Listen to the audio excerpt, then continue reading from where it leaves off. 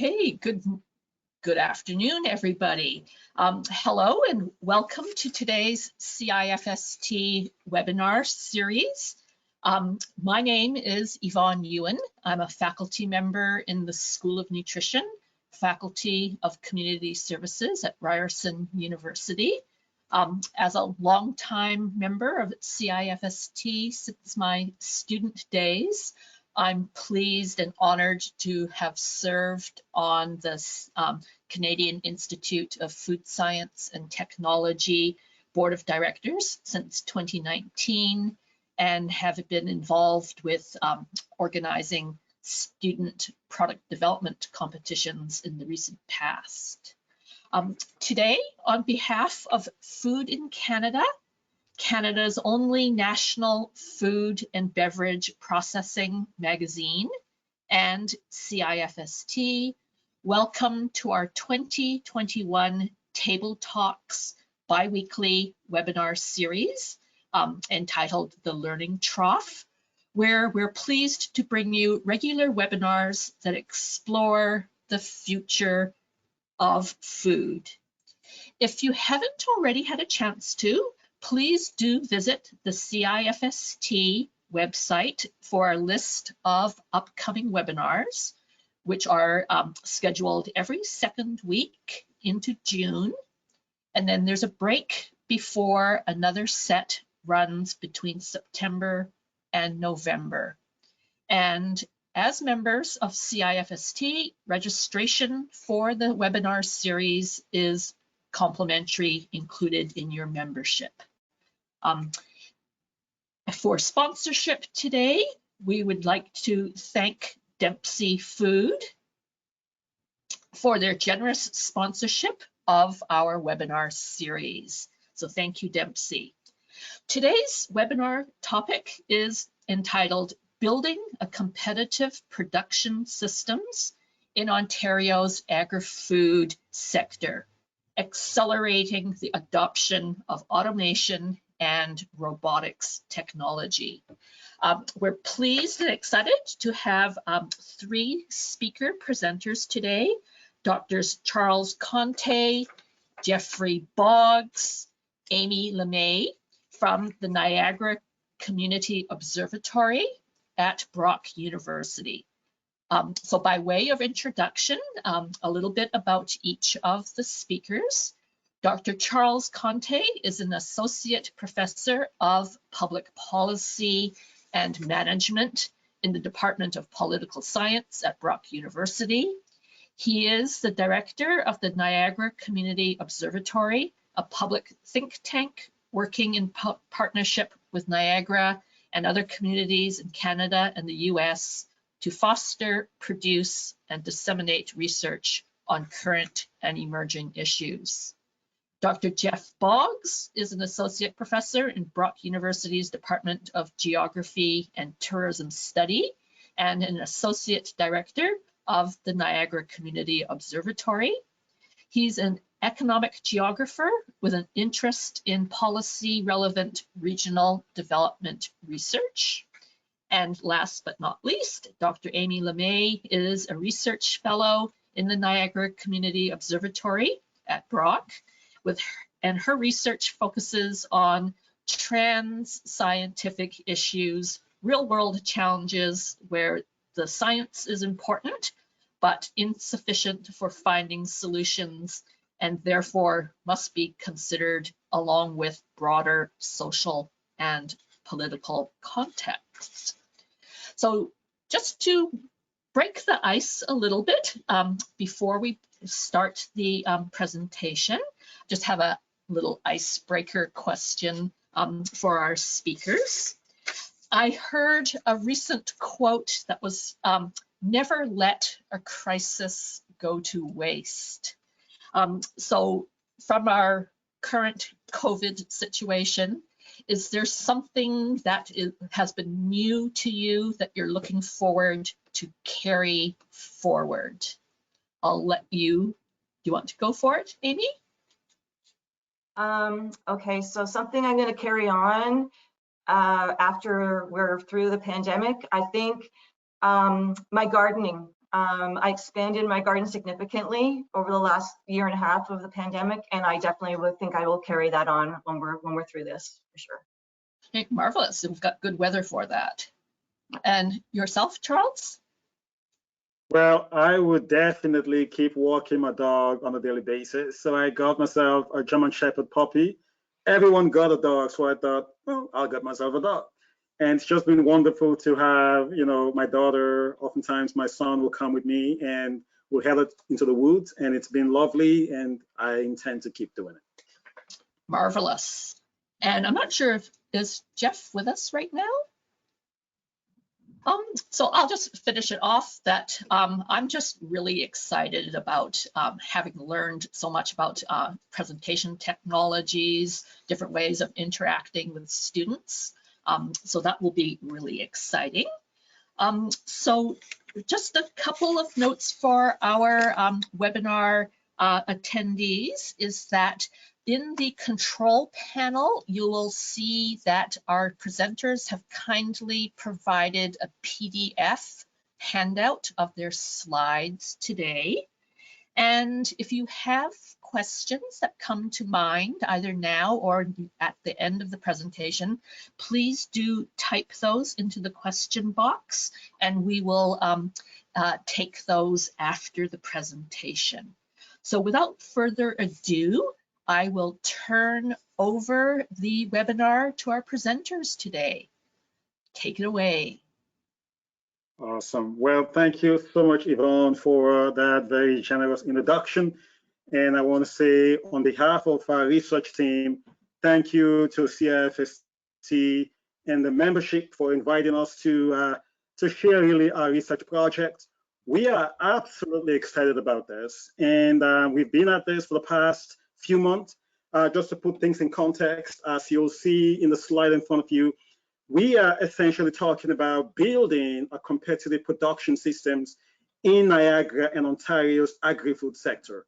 And it's about accelerating the adoption of automation and robotics technology. We are deeply indebted to OMAFRA, who generously funded this project under the Ontario Agri-Food Research Initiative. And a massive thank you to them, and we'd like to acknowledge them. Folks, what we really are talking about is competitive production systems within the context of a knowledge-driven global economy, right? Well, essentially, it's about production processes that are shaped by what we now call the fourth industrial revolution, or Industry 4.0, which is happening not just in agriculture, obviously, but also in manufacturing and the whole spectrum of the modern economy. In our present case, it is about the adoption of automation and robotics technology in agricultural production systems and agribusiness practices across the value chain. To what end, you may ask? Well, it's about increasing efficiencies. It's about maintaining a niche in the global market and penetrating new market. But to do that, we argue that Canadian agricultural sector must accelerate and transfer the adoption of automation and robotics technology. In essence, what we're saying is that we need to up our game in light of the global realities of increased competition and the Industry 4.0 phenomenon that I just talked about. Now, to sort of lay our hands on this or put a finger into this, we have a research question, which is this: what are the drivers, the barriers, opportunities, and constraints surrounding the adoption of automation and robotics technology in Ontario's agri-food sector? Well, in answering this question, our game plan, our end goal, our objectives really is to generate solutions for accelerating technology transfer and adoption in Ontario. But make no mistake, while we focus on Ontario, the implications of our findings will hold for all of Canada. Now, I want to talk really briefly about the different phases of the project. So today's presentation, today's conversation is really about phase one. We just finished phase one, and we have about 3 more phases. So there are 4 phases to this project. So in phase one, what we've done is we've undertaken an Ontario-wide survey to provide a portrait really a picture, a snapshot of the current barriers and constraints and drivers and opportunities of technology adoption in Ontario's agri-food sector.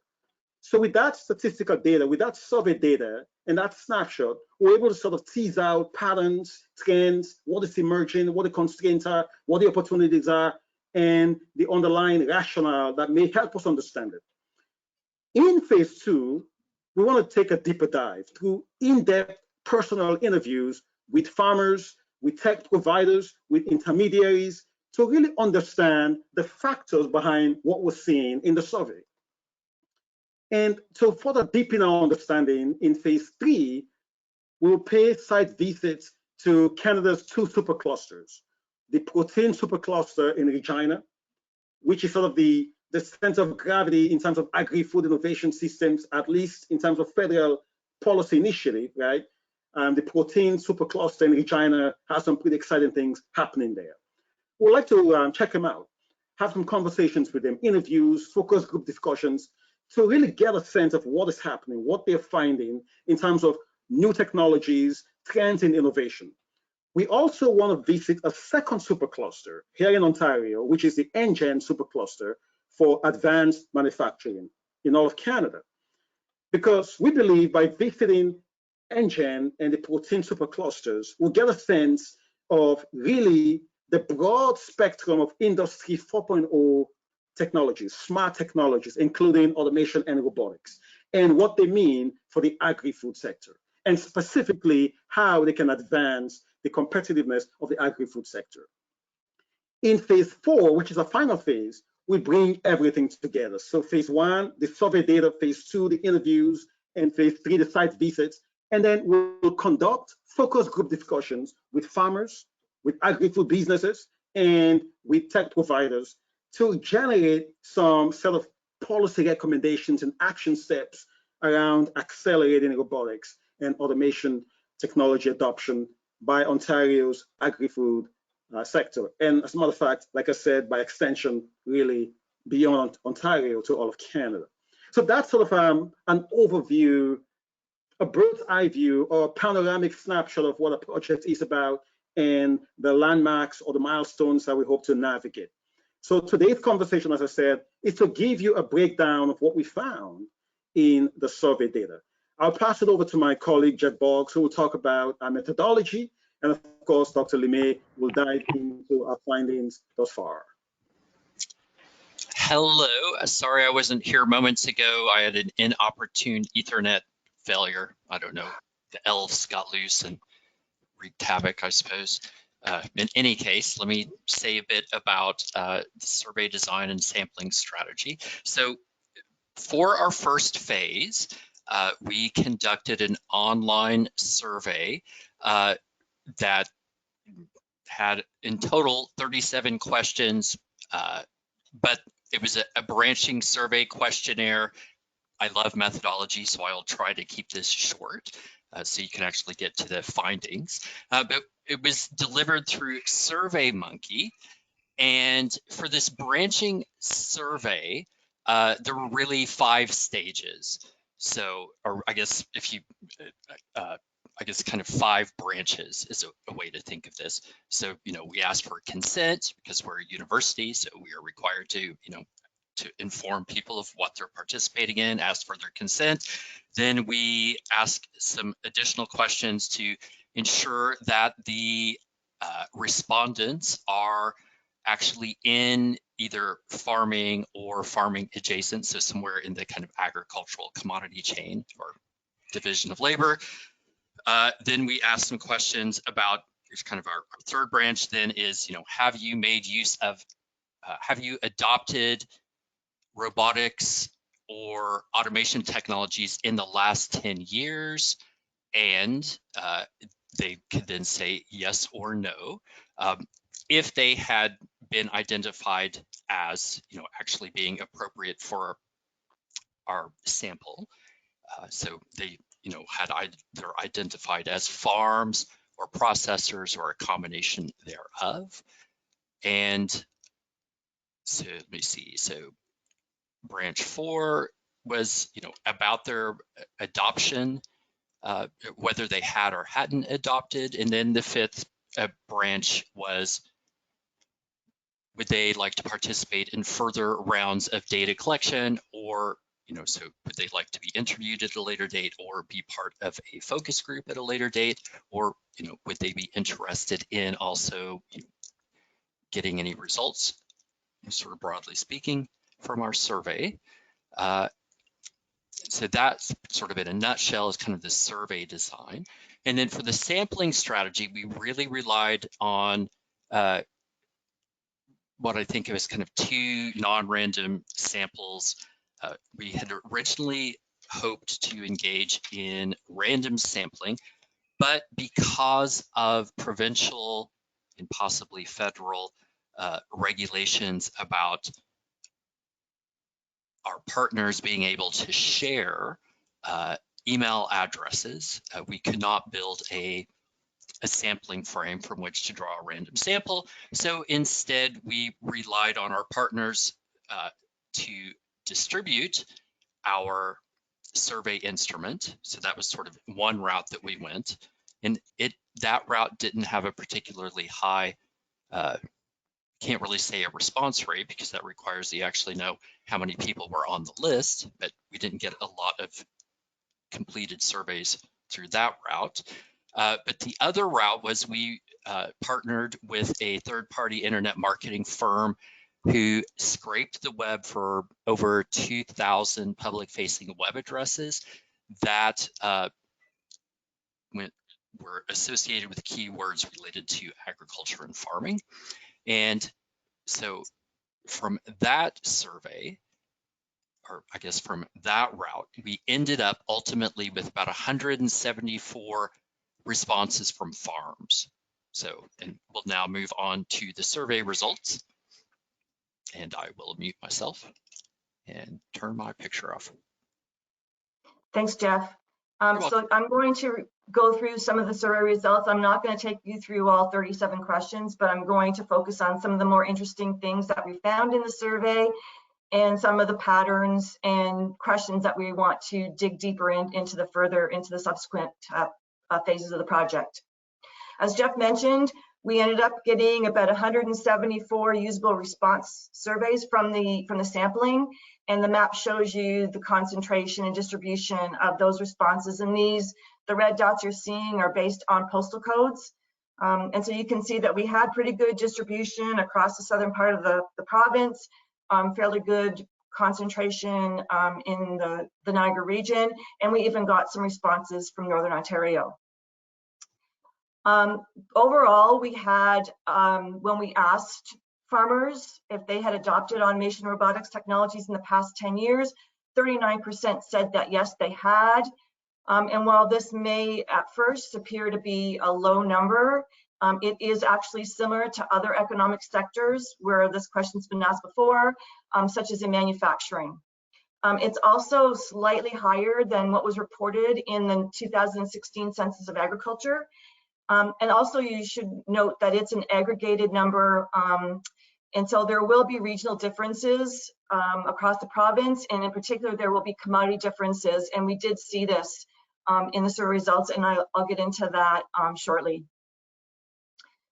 So one of the questions that we asked farmers was why they had decided not to adopt robotics and automation technologies in the past 10 years. As Jeff mentioned, one of the key questions was, have you or haven't you?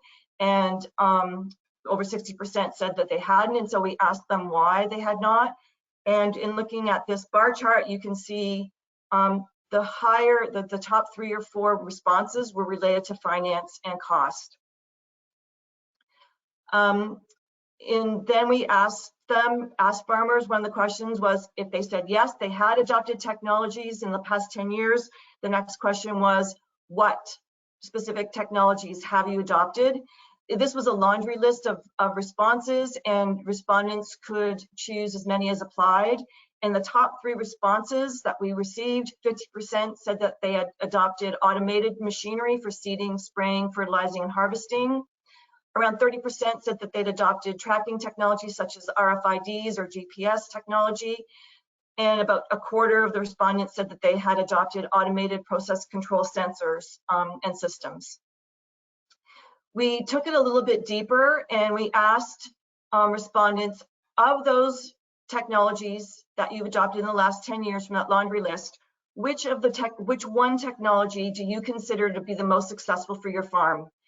And the response that we got here, about a third, just under a third, said that the most successful technology was automated machinery for seeding, spraying, and harvesting.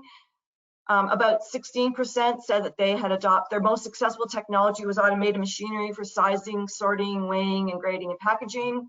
And about 15% responded that their most successful technology was automated process control sensors and systems. We asked those people who had adopted technologies what were the reasons that they chose to adopt the technology. And again, here you'll see in the bar chart, over 2/3 said that they adopted automation robotics technologies to increase productivity. More than half said that they adopted the technology to increase production and processing efficiency, and again, over half said reduction in production cost. So again, the top 3 responses are related to finance and economics on the farm. We asked adopters again, in their experience with their most successful technology, what were the top barriers that they faced in adopting this technology? And again, you're going to see here, for the most part, when we look at the top 5, insufficient return on investment, lack of government support, lack of in-house expertise to guide the adoption process, lack of suitable financing options.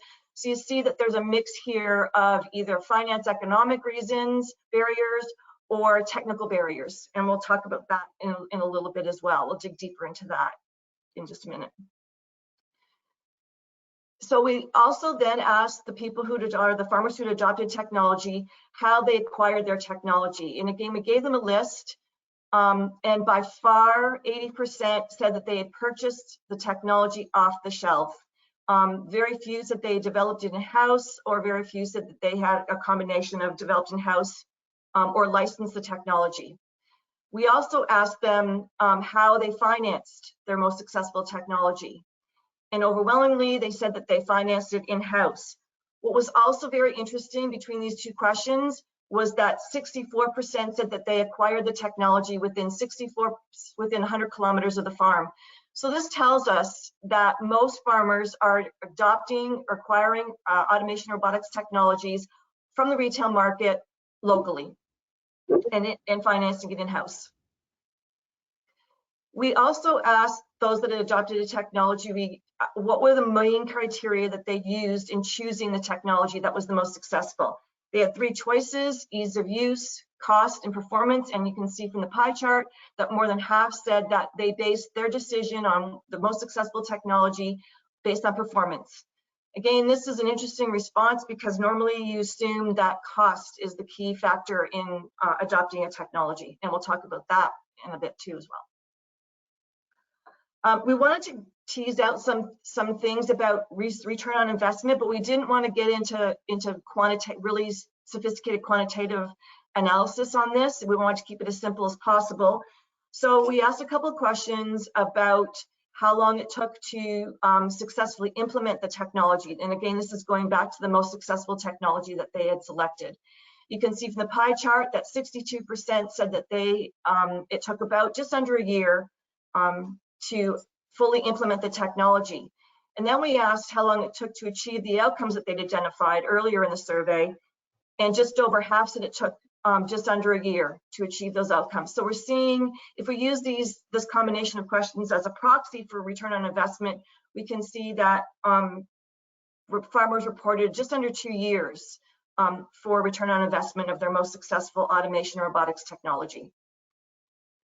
I mentioned that there are sector differences among the respondents, and the dairy sector stood out to us as something worth looking into. So 8% of the 174 responses represented the dairy sector. Of that 8% of the dairy sector in the sample size, 73% had adopted a robotics and automation technology compared to the overall sample of 39%. So this makes us raise the question of what is the role of supply management in innovation?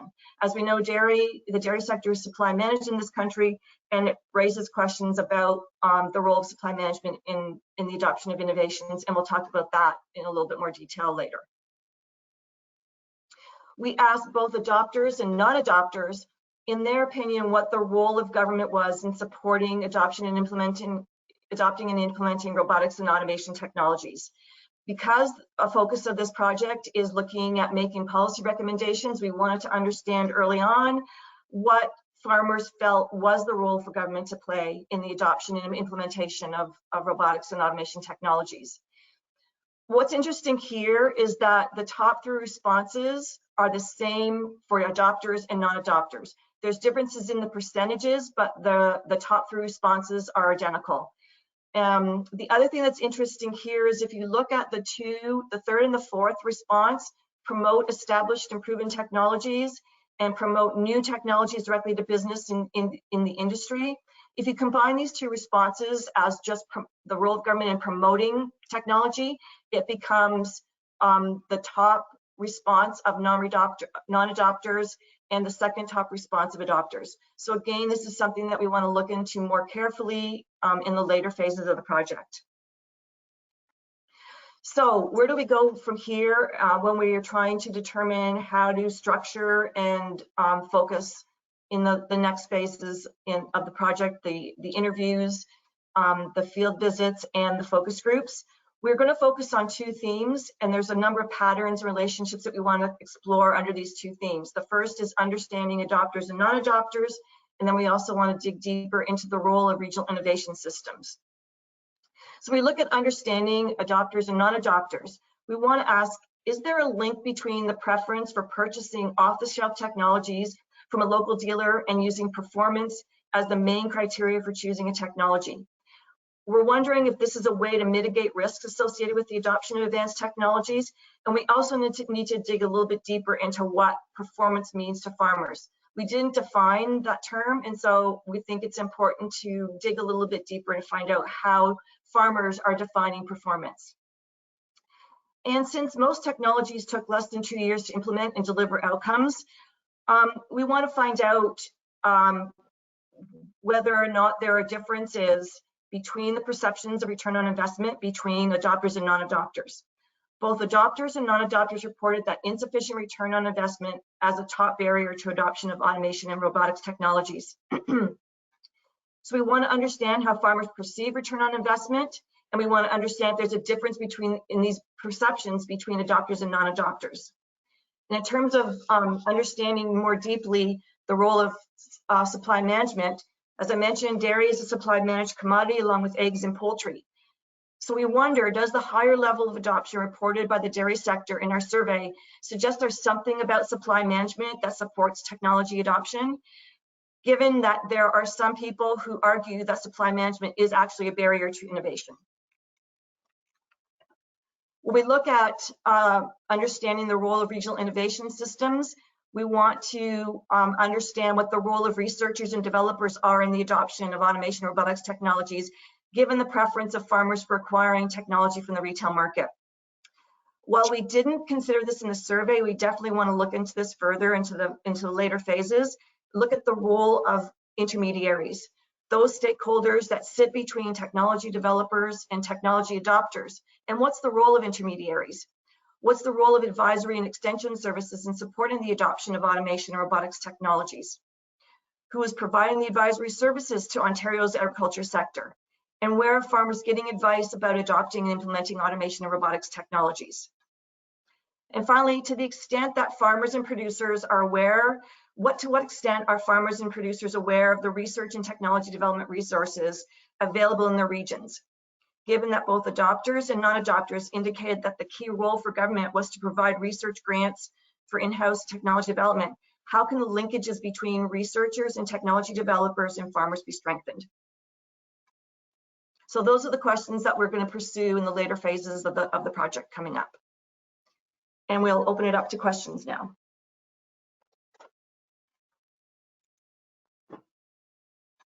Okay, Thank you very much for giving us a wonderful summary introduction to your research project, Charles, Jeffrey, and Amy. So we're open to questions from our webinar attendees, so please do type them into the question box, and I will make sure to do my best to address them. So I'll just kick things off. A couple of questions of my own. So you looked at a number, so you sent out the survey. So do you have a good idea of the range in size of the producers that did respond? Like, was there a wide variety in sizes? Do you want me to take that, Jeff? Yeah. So we did get a very wide range in size. We did ask a question about how many employees, both full-time, part-time, seasonal, and temporary. And off the top of my head, I think the median, the mean was 4 employees. And there was a difference between adopters and non-adopters, and we're trying to dig deeper into that. The problem was that our standard deviation, or the variation in sizes, was enormous. So it ranged, I think, from 0 to 200 employees. And so we need to sort of figure out if we want to do statistical analysis on whether or not size impacts adoption, intention to adopt. We need to figure out how we're going to manage this huge variation in the size of the operations. Right, and then you did focus in on dairy, but was there also like another large variety in tree fruits, grains, pulses, whatnot? So our sample included about 60% of the respondents were crop production, and 30% was livestock.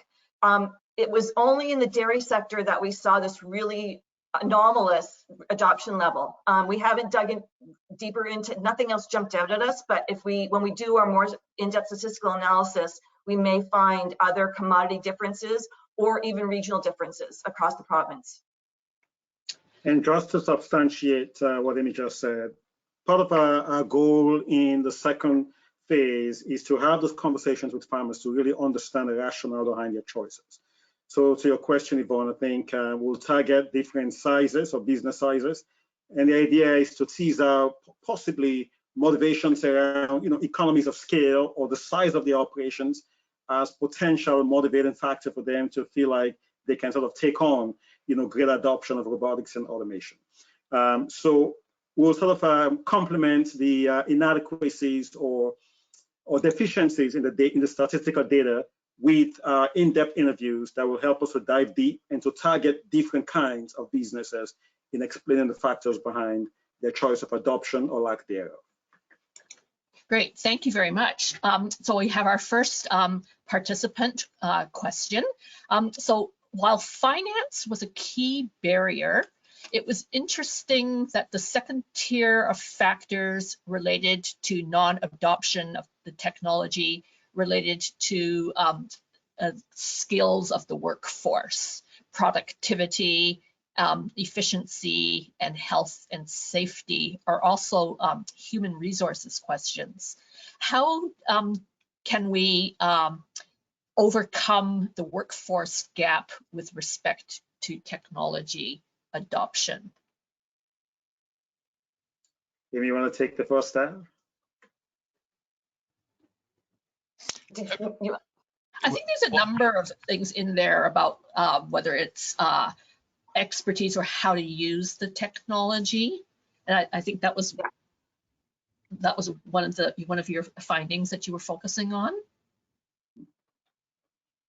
Amy, if you want to take the first. Sure. So if I understand the question correctly, there's a number of issues, human resource issues around adoption of particularly automation robotics technologies in terms of the labor force. And one of the driving forces for adoption is to address serious labor shortages not just in agriculture, but across a number of economic sectors in the country. I think that the sort of the concern is that sometimes that these types of technologies will displace workers, and that has not historically been the case. I think what changes is the skills that are needed in order to use these technologies. And so it's a matter, I think, of retraining. And I think the one response about lack of expertise was more technical in terms of the actual adoption and implementation rather than the operational use of the technologies down the line. Absolutely. But again, that's something that we definitely need to dig deeper into in the interviews and the site visits. Right, so Jeff, any thoughts?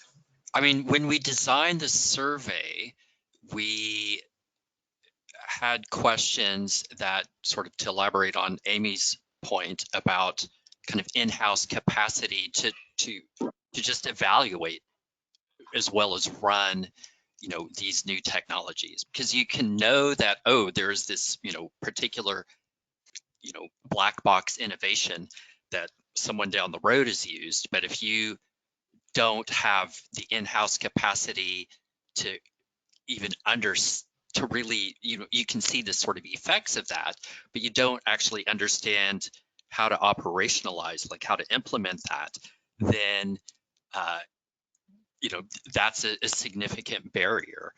And you know, one of our kind of working hypotheses lurking in the design of the survey instrument was that there's probably kind of generational effects of adoption, right? So that older farmers, or more generally older operators, so also, I mean, we're talking about farmers, right? So older farmers are probably, all other things being equal, less likely to adopt new technologies for a range of reasons, right? Some of it might be, you know, they don't know who's going to take over the farm when they, you know, stop being a farmer for whatever reason, right? But it might also be more of a, you know, if they're, I guess, satisficers instead of maximizers in terms of profit, right? If they're basically trying to break even, they may be more risk averse purely on those grounds, as opposed to if they, you know, are thinking more about the farm as a, you know, an instrument for, crudely put, for profit maximization. So I don't know if that actually helps, but.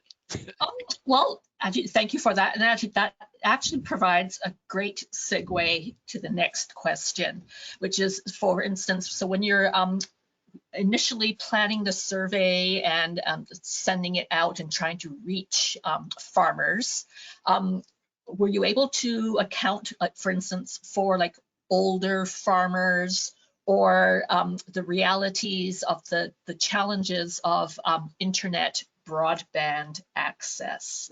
Was there also a variety of ways that participants could respond? Essentially, like, was it they just needed internet access. Sorry, I interrupted. Sorry, they needed internet access. So we had considered postal surveys, but there's some, those are fairly expensive. In this, they may have, anecdotally, postal surveys strike me as something that has higher response rates, but that again then requires having postal addresses, right? So that, like, we've learned a lot from the survey phase in just how to run this kind of survey again in the future.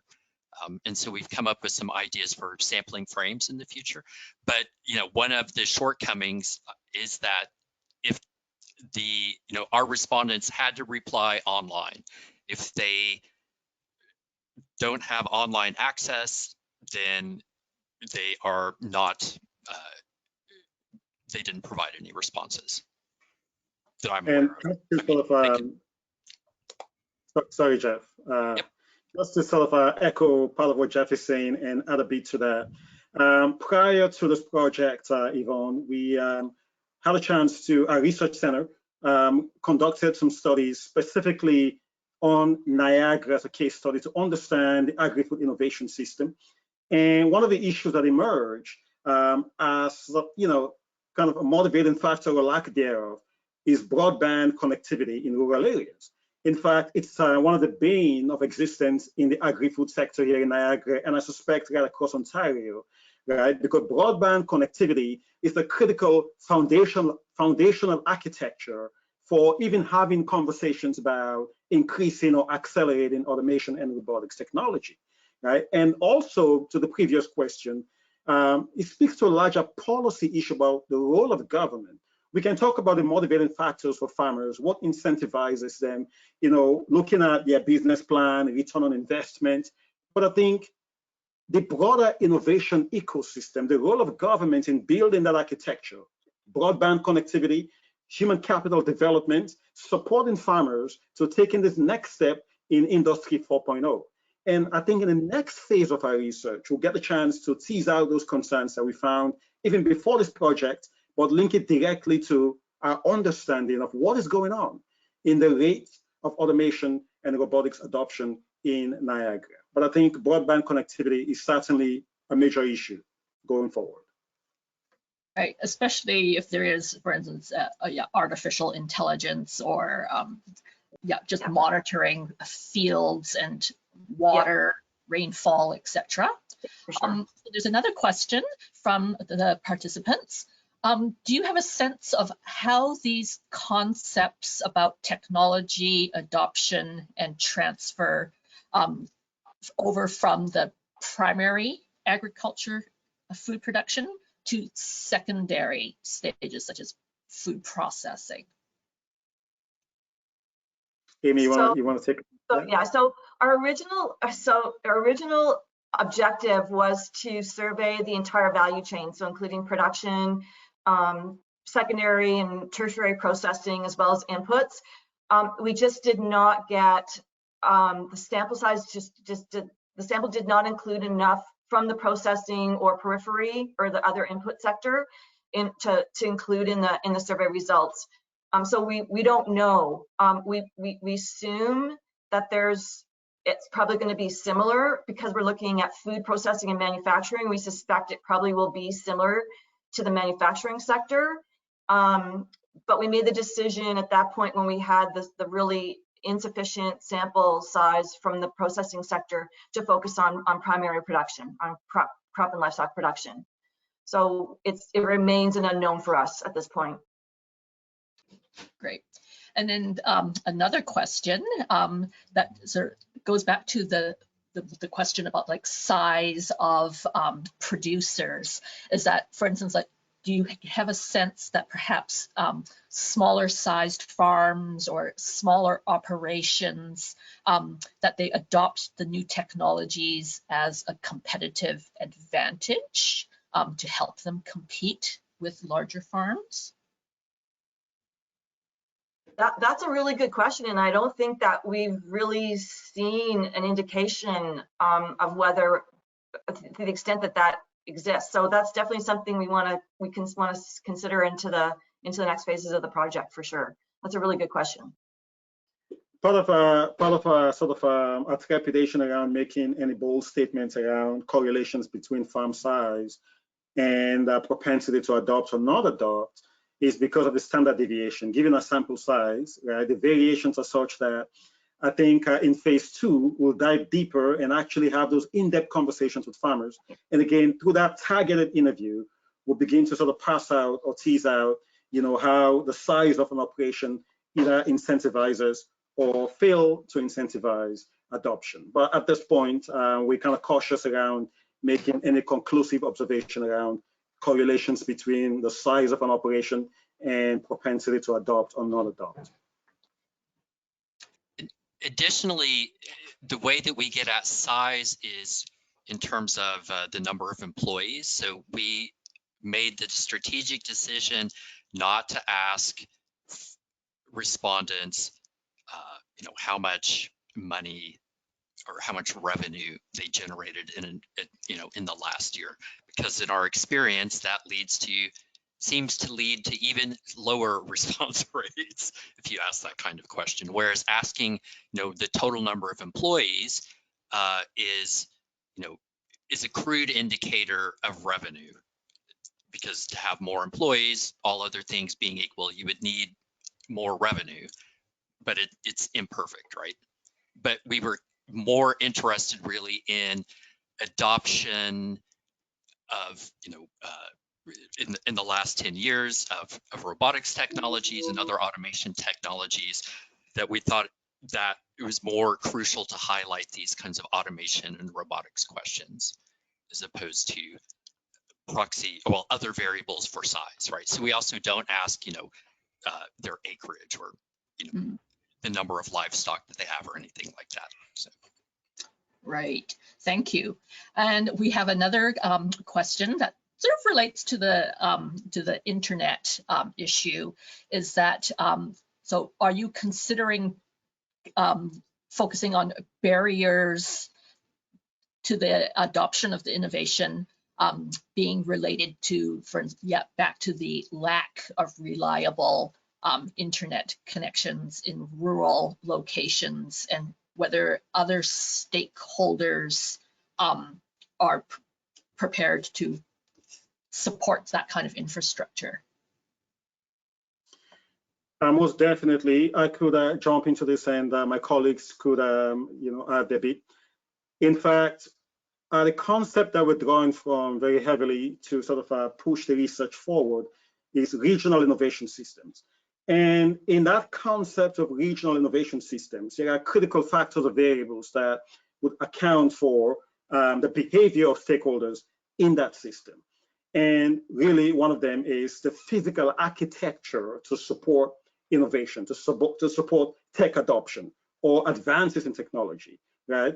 Not just for farmers, but also for tech providers, research centers, post-secondary institutions, really how the physical infrastructure supports that innovation system. So really moving forward, those are critical factors we'd like to dig deeper into to understand, based on what the data is telling us, based on the rate of adoption, what about the physical architecture? What about the facilities? What about broadband connectivity and other things that could help us explain or understand the numbers that we're seeing? So right now we have the numbers. It's a panoramic snapshot. So the next question then is, what are the factors that would really help us understand and explain? And most definitely, broadband connectivity, physical architecture, and other support systems would be factors I would like to dig into to help us see the forces behind the numbers that the data is telling us. Great, thank you very much.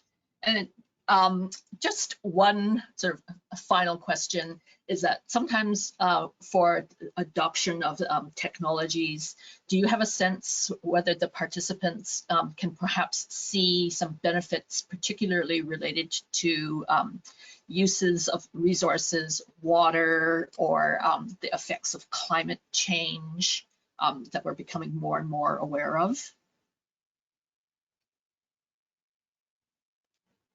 So we did have questions that dealt with that. Like those were possible justifications or reasons given for adopting technologies, but off the top of my head, maybe Amy or Charles remember the responses around this, but I don't. So one of the options in the question about reasons for adopting technology was sustainability and environmental benefits. Off the top of my head, I think about 15% of respondents checked off that answer. So it was lower down in the responses, but definitely worth looking into. Again, in the interviews and the focus groups to find out more specifics around the role of automation robotics technologies in sustainability in agricultural production. And we're actually going to be looking at that question in an upcoming project that we just received funding for from OMAFRA. So we'll be digging deeper into those questions of sustainable production and adoption of sustainable production practices. Great, thank you so much. So we have one last question that I think we can close off with today. So the participant indicates, I was interested to see the respondents indicating an interest in having government play a role in promoting proven technologies directly to industry.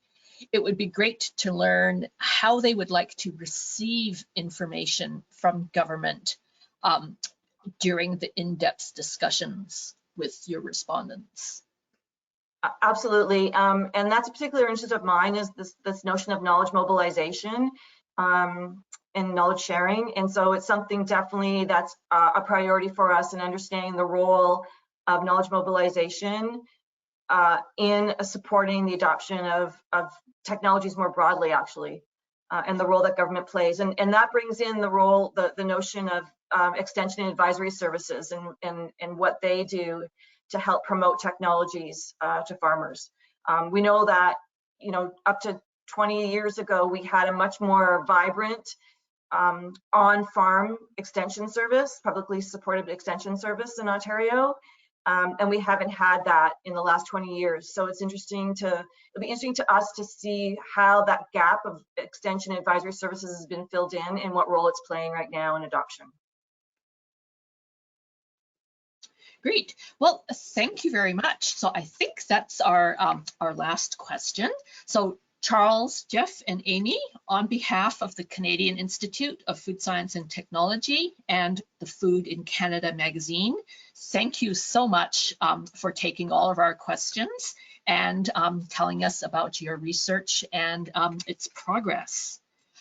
So just a reminder to our participants that we are hosting our webinars every second Wednesday until June. The next seminar is going to be Wednesday, June 9th. It will feature Brian Lenahan, CEO of Aquitaine Innovation Advisors, and his presentation topic is Deep Health Driving Food Choices. And registration is now open on our website. So thank you all very much for your wonderful presentation and taking our questions and your participation today. So everybody enjoy the rest of your day today. Thank you so much. Thank you. Thank you. Thank you, Yvonne, and thanks everyone. Thank you all. Bye-bye.